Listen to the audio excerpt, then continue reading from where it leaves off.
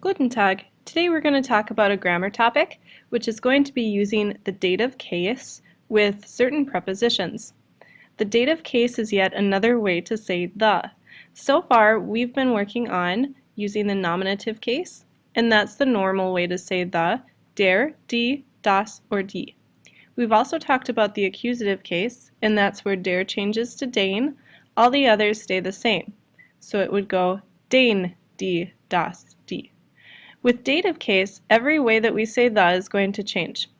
Der in this case changes to dem, die to der, das to dem, and the plural die to den. A good way to remember this, especially for Minnesotans, is that we like to date Mr. Minnesota, M-R-M-N, as we spell this going down. And then that really is a good clue because this is dative case, so that's the date. We date Mr. Minnesota. Thank you to my German teacher in high school for teaching us that one. Okay, so what prepositions do we use with this? We're working on directions right now, so these are a couple different prepositions that take the dative in our context. In, an, vor, hinter, auf, neben, nach, von, and zu. If I'm asking the question, wo liegt die Bank? There's a good chance that the answer is going to indicate a street. So how we might answer would be in der Hauptstraße. I have Straße underlined because that goes at the end of the word. If we have a compound word like Hauptstraße, the noun at the very end determines if it's a der, die, or das. In this case, it's a die word, die changing to der in dative case. Here's another example. Wohin gehst du? Where are you going? Ich gehe zum Kaufhaus.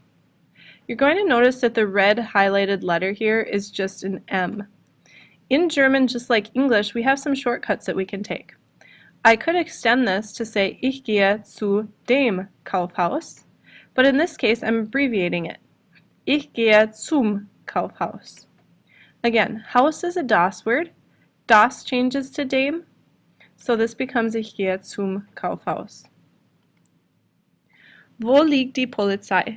Where's the police station? It's behind the trees, so I'm going to say hinter den Bäumen. Bäumen or Bäume is plural. That's going to be the bottom D in our list. Plural D is changed to den, so that's why it's hinter den Bäumen. With all of these, with the exception of the second example, I have these in phrases rather than sentences, but these are prepositional phrases and they're very easy to change into sentences if you'd like them to be a little bit longer. The same rules will still apply. Finally, we have wo ist die Post? Let's say you're giving directions and you want to tell somebody it's on the right side. It's auf der rechten Seite. Seite is the D word, which changes D to der. The other part that's changing here is we are having an adjective ending at the end of recht to be on the right side.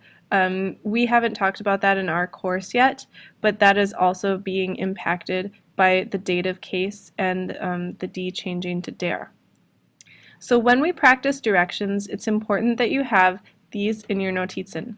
Der, die, das, die change in dative case to dem, der, dem, den. We remember this by dating Mr. Minnesota as we spell it down, and of course using our notes along the way to help us out. Danke, auf Wiedersehen.